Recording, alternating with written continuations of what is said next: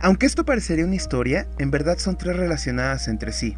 Una es ficticia, como ya sabrás, pero las dos restantes son muy reales, y aunque me gustaría decirte que la más triste es la que te trajo hasta aquí, lo cierto es que quizá es la más ligera de las tres, porque como ya sabrás, los monstruos reales muchas veces sorprenden a los de la ficción en cuanto a crueldad, e incluso una gran imaginación se ve opacada por la verdadera oscuridad, desconocida afortunadamente para la mayoría de nosotros. Sin embargo, debería empezar por decirte que todas estas historias tienen un final feliz, en lo que cabe, y de igual manera, superando al de la historia escrita por Alice Sebold. Pero al igual que en la película, pero sobre todo en el libro, no nos centraremos en los crímenes, porque aunque son el catalizador de todas estas historias, no son lo que las define. Acompáñame a que te cuente una historia de pérdidas incalculables y monstruos, pero sobre todo de amor, resignación y mucha fuerza.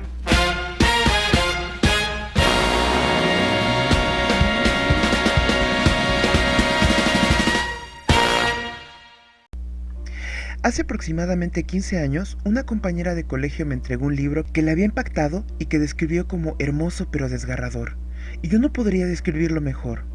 El nombre del libro, más impactante aún en inglés, era The Lovely Bones, algo así como Los Huesos Adorables, traducido al español como Desde mi cielo, escrito por Alice Sebold en 2002, llegando a ser un bestseller. Y aunque no es una obra maestra de la literatura, sí es una historia que sin dudas causará algo en ti. En ella nos cuenta acerca de Susie Salmon, una adolescente común y corriente de 14 años que pierde la vida a manos de su vecino de nombre Harvey, el cual resulta ser un depredador que, a pesar de las pruebas encontradas por su padre y hermana, logra escapar para nunca ser atrapado por la justicia, aunque sí por el karma. El hecho es que nada se vuelve a saber de Susie, más allá del gorro tejido por su madre. Tengo que advertirte que en general todo lo relacionado al crimen es abordado de una forma muy cruda por parte de la autora, algo que probablemente entenderás en un momento, pero que sin duda se tuvo que adaptar para llevar a la pantalla. Es a partir de este punto donde la historia es contada por Susie desde su cielo, una especie de limbo lleno de recuerdos, donde además también se encuentran las otras víctimas de Harvey, y desde donde puede interactuar con el mundo de los vivos. Es así como la historia se centra en el día a día de todas las personas involucradas con Susie, los detectives a cargo de su caso, su padre y hermana y cómo se obsesionan con dar con el culpable, de cómo su madre se quiebra y debe alejarse por unos años de su familia para poder encontrar la paz, de cómo su hermano es muy pequeño aún como para entender algo que en realidad jamás se entendería del todo, de su peculiar abuela y de cómo ésta intentará unir los pedazos de su familia, de sus amigos y compañeros de colegio, en especial de Ruth, una chica sombría que puede sentirla y hasta verla de vez en cuando, del chico que le gustaba, pero también de su verdugo, y de cómo las cosas que hacemos, sobre todo las malas, nos persiguen por siempre, de cómo las cosas cambian con los años, de cómo la aceptación nunca llega, pero sí la resignación de recordar los mejores momentos al lado de alguien en lugar de los últimos.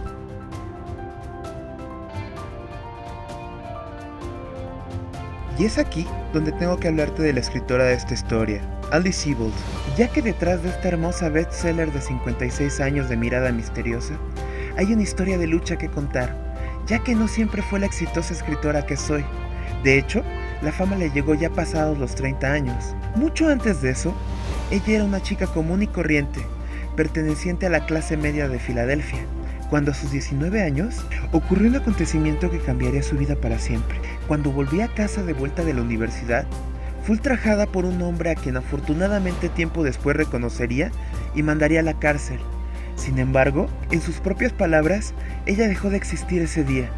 y prometió que se dedicaría a contar la historia de ese inocente joven que le arrebataron ese día. Lo que siguió para ella fue un camino nada fácil para recuperarse y poder contar su historia, lo cual le llevó unos 10 años, tiempo en el que cayó en el mundo de las sustancias ilegales y también tuvo diversos trabajos como camarera. Fue entonces cuando, decidida a empezar de nuevo, se mudó al sur de California, donde trabajó como cuidadora en una colonia artística infantil, donde ganaba poco y vivía en una pequeña cabaña en el bosque sin electricidad, donde a la luz de una lámpara de propano se escribirían las primeras líneas de Desde mi cielo, del cual una de las cosas que le sorprende a la propia Alice es que hay frases que no recuerda haber escrito y otras que recuerda que eran muchísimo más largas y que ahora son solo 2 o 3 palabras. Sin embargo, este no sería su primer libro publicado, ya que este sería el autobiográfico Lucky, afortunada en español, un libro que redactó durante muchos años, donde aborda irónicamente el hecho de ser llamada afortunada por sobrevivir al ataque, ya que una chica antes de ella le pasó exactamente lo mismo en el mismo lugar y circunstancias, probablemente por el mismo sujeto, pero ella no logró sobrevivir al ataque. Sin embargo, el éxito llegaría unos años después, cuando fue publicado Desde mi cielo, ya que la productora DreamWorks compró inmediatamente los derechos y conseguiría ni más ni menos que a Peter Jackson, director del Señor de los Anillos, para dirigir la transición a la pantalla grande. Y es aquí donde entra nuestra tercera historia relacionada a esta obra, ya que si bien Alice nunca dijo haberse basado en algún hecho similar ocurrido en los años 70, la gente se encargó de, con similitudes, darle un nombre real a Susie, y este fue el de Linda O'Keeffe. Y ya sea que Alice la haya tomado de inspiración o no, lo cierto es que el que le atribuyeran a ella la inspiración ayudó a que el crimen no fuera olvidado y archivado como muchos más. Y en un giro que ni la propia Alice pudo imaginar, el culpable sería atrapado más de 45 años después, hace apenas poco más de un año.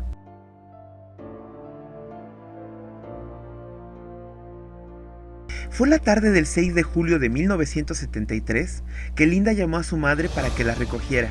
pero ella le pidió que caminara a casa porque estaba ocupada con un trabajo de costura. Fue entonces cuando había sido vista por última vez hablando con un extraño en una camioneta color turquesa, pasado el mediodía cerca de la intersección de Margaret Drive con Inlet Drive.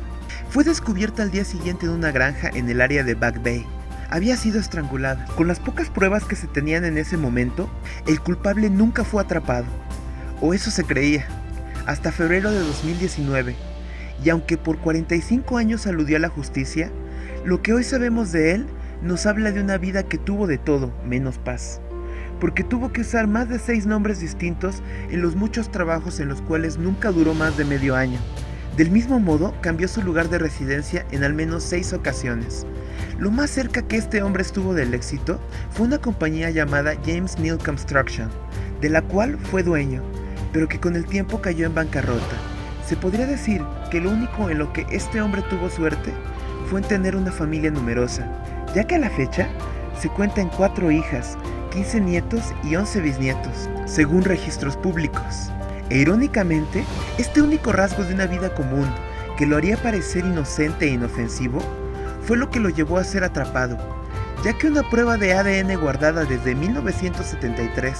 procedente del vestido de Linda, arrojó al fin una coincidencia 45 años después,